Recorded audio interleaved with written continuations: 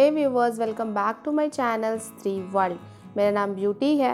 मैंने last year ही BEd complete किया है, साथ ही साथ फर्स्ट अटेम्प्ट में सीटेट भी क्वालिफाई किया है। करेंटली मैं सभी टीचिंग एग्जाम्स की प्रिपरेशन करती हूँ और मैं अपनी प्रिपरेशन जर्नी यूट्यूब पर शेयर करती हूँ।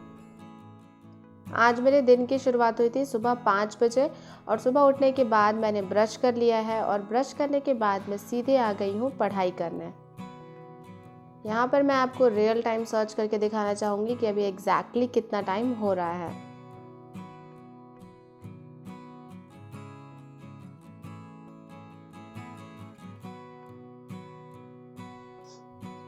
सुबह के 5:21 हो गए हैं और अब मैं अपना टाइमर ऑन कर दे रही हूँ और आज का जो मेरा फर्स्ट सब्जेक्ट है वो है करंट अफेयर्स। करंट अफेयर्स के लिए मैं आशीष गौतम सर को फॉलो करती हूँ। ये सर करंट अफेयर्स बहुत अच्छा पढ़ाते हैं। अगर आप भी किसी से करंट अफेयर्स पढ़ना चाहते हैं तो आप भी आशीष गौतम सर को फॉलो कर सकते हैं। मेरे बहुत सारे व्यूअर्स मुझसे पूछ रहे थे कि आप करंट अफेयर्स कितने मंथ का प्रिपेयर करेंगी केवीएस एग्ज़ाम के लिए। तो देखिए, क्योंकि केवीएस का फॉर्म दिसंबर में आया है तो मैंने अभी बस 2-3 दिनों से ही करंट अफेयर्स पढ़ना स्टार्ट किया है। लेकिन ऐसा नहीं है कि मैं बाद में भी सिर्फ दिसंबर मंथ से ही करंट अफेयर्स पढ़ूंगी। अगर और कोई यूट्यूब पे टीचर्स आते हैं जो केवीएस के लिए अलग से करंट अफेयर्स की तैयारी करवाएंगे तो मैं उनसे भी बाद में ज़रूर पढ़ूंगी। करंट अफेयर्स लिखने के बाद मैंने सभी करंट अफेयर्स को एक एक बार बस रीड कर लिया है, क्योंकि जब आप करंट अफेयर्स देखते हैं और साथ में उसको लिखते भी हैं तो आपके बहुत सारे सेंसेस जो उसमें इन्वॉल्व होते हैं। जैसे हम देखते हैं तो हमारी आंखें इन्वॉल्व होती है, सुनते हैं तो हमारे कान इन्वॉल्व होते हैं और जब लिखते हैं तो हमारा स्किन भी इन्वॉल्व होता है। तो इसलिए जब हम किसी भी चीज़ को देखकर पढ़ते हैं तो हमें ज़्यादा देर तक वो चीज़ याद रहता है। तो मैं अभी क्या करती हूँ कि बस करंट अफेयर्स को 2-3 बार रीड कर लेती हूँ और इसके बाद मैं संडे को एक करंट अफेयर्स का मॉक दूंगी। तब मुझे पता चल जाएगा कि मैंने मंडे से लेकर सैटरडे तक में कितने करंट अफेयर्स पढ़े हैं और कितना मुझे उसमें से आता है। करंट अफेयर्स पढ़ने के बाद मेरा दूसरा सब्जेक्ट था साइंस, और साइंस में मैं आज क्लास 6 की बुक पढ़ रही थी और उसका चैप्टर 8 रिवाइज कर रही थी। 1 to 7 मैंने कल रिवीजन कर लिया था, लेकिन आज सिर्फ 1 घंटे में मैंने चैप्टर 8 को अच्छे से रिवाइज किया है, क्योंकि चैप्टर 8 का जो टॉपिक है वो है बॉडी मूवमेंट्स और इसमें बहुत सारी इन्फॉर्मेशन दी हुई है। तो चलिए मैं आपसे इस चैप्टर से रिलेटेड 2-3 क्वेश्चंस पूछती हूँ। आप मुझे बताइए कि कॉलर बोन का साइंटिफिक नेम क्या है और शोल्डर ब्लेड का साइंटिफिक नेम क्या है। जिनका सब्जेक्ट बायोलॉजी होगा वो तो आसानी से आंसर कर देंगे, लेकिन जिनका सब्जेक्ट बायोलॉजी नहीं है वो भी कोशिश करिएगा आंसर देने की। और ये भी बताइए कि जो हमारा स्कल है वो कितने बोनी प्लेट्स से मिलकर बना होता है। आज मैंने साइंस का कुछ इस तरह से रिवीजन किया है कि मैंने हर एक टॉपिक को पढ़ा, फिर एक टॉपिक से रिलेटेड जितने भी इम्पॉर्टेंट पॉइंट्स थे उसको मैंने अपने कॉपी में लिख लिया है, ताकि बाद में जब भी मुझे इस चैप्टर को रिवाइज़ करना रहे तो मुझे बुक खोलने की ज़रूरत ना पड़े, कॉपी से ही मैं रिवाइज़ कर लूँ और मुझे ज़्यादा टेंशन ना हो। अब मैं अपना टाइमर ऑफ कर दे रही हूँ और सुबह के 8:15 बज गए हैं। आज मैं मॉर्निंग वॉक पर भी नहीं जाऊँगी और ना ही कोई एक्सरसाइज करूँगी, क्योंकि मुझे सर्दी है और जब हम सर्दी में मॉर्निंग वॉक पर जाते हैं या फिर एक्सरसाइज करते हैं तो हमारे नाक की हालत बहुत ज़्यादा ख़राब हो जाती है।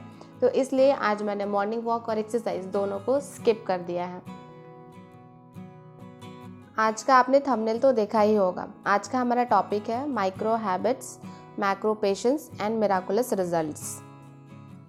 अब माइक्रो हैबिट्स का मतलब क्या है? माइक्रो हैबिट्स का मतलब ये है कि अगर हमें अपने लाइफ में पॉजिटिव होना है या फिर हमें सक्सेसफुल होना है तो हमें अपनी लाइफ में बहुत छोटी छोटी आदतों को अपनाना होता है।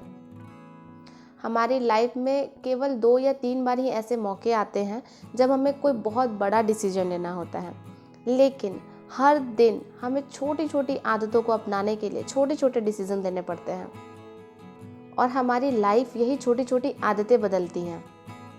ये मैं आपको एक एग्जांपल देकर समझाती हूँ। जैसे कोई इंसान अगर ओबीज है, ऐसे तो मोटापा कोई गलत बात नहीं होती है, लेकिन फिर भी बहुत लोग चाहते हैं कि वो फिट दिखें, स्लिम दिखें, तो वो क्या करते हैं कि वो एक्सरसाइज करना शुरू करते हैं और फिर 7 से 8 दिन एक्सरसाइज करने के बाद उनको लगता है कि अब तो मेरी बॉडी में कोई चेंज ही नज़र नहीं आ रहा है और फिर क्या करते हैं, एक्सरसाइज करना छोड़ देते हैं।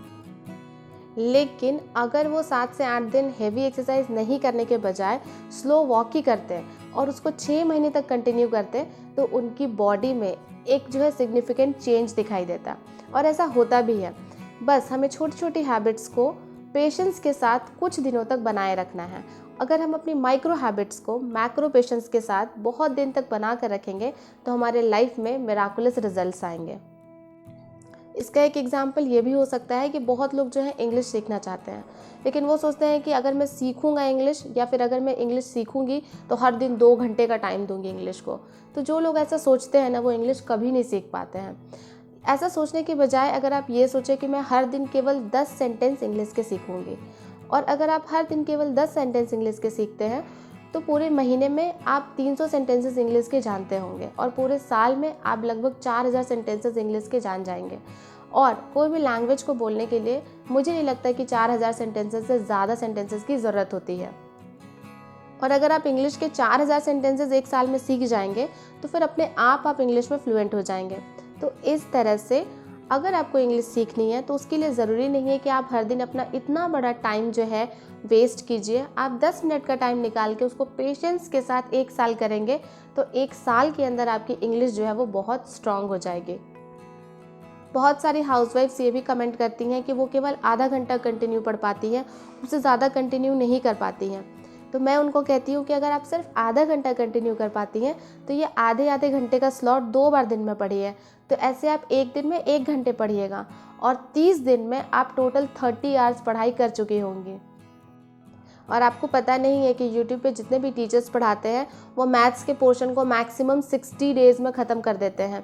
तो इस तरह से अगर आप डेली 1-1 घंटे भी पढ़ेंगे और 2 महीने तक पढ़ेंगे तो आपका मैथ्स का पोर्शन जो है वो कंप्लीट हो जाएगा। ये लगता बहुत छोटा अमाउंट है, लेकिन अगर आप इसको पेशेंस के साथ थोड़े दिन तक कंटिन्यू रखेंगे तो ये आपको मिराकुलस रिजल्ट्स देगा। लेकिन अब आपको यहाँ पर ये नहीं सोचना है कि केवल मैथ्स कंप्लीट करने से क्या होगा, मेरी जॉब लग जाएगी क्या। आप ऐसा मत सोचिए, हर कुछ जॉब के लिए नहीं किया जाता है। लाइफ हमें एक बार मिलती है, तो लाइफ को हमें ऐसे जीना चाहिए कि हम हर दिन कुछ नया सीखें, अपना लेवल धीरे धीरे बढ़ाएं। अगर आप सोचेंगे कि मैं आज ही कोई डिसीजन ले लूँ और आज ही एकदम अपना लेवल बढ़ा लूँ और आज ही इंटेलिजेंट हो जाऊँ, तो वैसा पॉसिबल नहीं है। मैंने इंग्लिश के 60 ग्रामर रूल वाला जो वीडियो है वो रानी मैम की 11 आवर्स की है। मैंने इसको इसी तरह से कंप्लीट किया है। मैंने हर दिन 1-1 घंटे की पढ़ाई की और 11 दिन में मैंने वो वीडियो कंप्लीट कर लिया। तो अगर आपके पास आज 1 घंटा भी है ना, तो आप 5 से 6 महीने में कम से कम सारे सब्जेक्ट्स के बेसिक आराम से सीख जाएंगी। और 6 महीने के बाद फिर आप प्रैक्टिस में लग जाइए। और किसी भी गवर्नमेंट जॉब को लेने के लिए आपको 1 से 2 साल की तैयारी करनी होती है। तो इस तरह से आप आसानी से अपने गवर्नमेंट जॉब की तैयारी कर सकती हैं। इसी तरह से अगर आप हर दिन किसी भी मोटिवेशनल बुक की केवल 5 पेजेस पढ़िएगा तो 1 मंथ में आप उस बुक को कंप्लीट कर लीजिएगा। और 5 पेजेस को पढ़ने में 10 मिनट का टाइम लगता है, उससे ज़्यादा टाइम नहीं लगता है। और जैसे जैसे आप कोई पॉजिटिव हैबिट्स अपने लाइफ में ऐड करते जाइएगा, आपकी लाइफ धीरे धीरे बदलती जाएगी। आप अपनी लाइफ के किसी भी पॉइंट पे हो, चाहे आपके साथ कितना भी गलत क्यों ना हो रहा हो, लेकिन मैं आपको बता रही हूँ कि आपकी लाइफ चेंज करनी है आपको, तो आपको अपनी लाइफ में पॉजिटिव वैल्यू ऐड करनी ही पड़ेगी। यही एक मात्र तरीका है जिससे कि आपकी ज़िंदगी बदल सकती है। अदरवाइज़ आपकी ज़िंदगी फिर नहीं बदलेगी कभी, आप उसी दलदल में फंसी रह जाएंगी। आप अपने लाइफ में एक पॉजिटिव हैबिट ऐड करिएगा ना, आपकी लाइफ में दूसरी पॉजिटिव हैबिट आएगी, फिर तीसरी आएगी और फिर चौथी, और ऐसे करते करते आपकी पूरी लाइफ जो है वो पॉजिटिव हो जाएगी। और एक दिन ऐसा भी आ जाएगा जब आपको अपनी पढ़ाई के लिए भी टाइम मिलने लग जाएगा और आप अपने करियर को लेकर सीरियस भी हो जाएंगी। लेकिन अगर आप ये सोचती हैं कि आज से ही आप 6 घंटे 7 घंटे की पढ़ाई डायरेक्ट शुरू कर दें, तो वो कभी नहीं होने वाला है। मैंने भी अपनी पढ़ाई की शुरुआत बिल्कुल 1 घंटे से की थी। मुझे तो पता भी नहीं था कि मुझे और कौन सा सब्जेक्ट पढ़ना चाहिए। मैं तो शुरुआत में केवल 1 महीने तक 1-1.5 घंटे हर दिन मैथ्स ही पढ़ रही थी। और फिर बाद में धीरे धीरे मुझे आइडिया मिलते गया कि मैं अपना टाइम कहाँ सेव कर सकती हूँ और मैं कैसे अपनी पढ़ाई को कंटिन्यू कर सकती हूँ।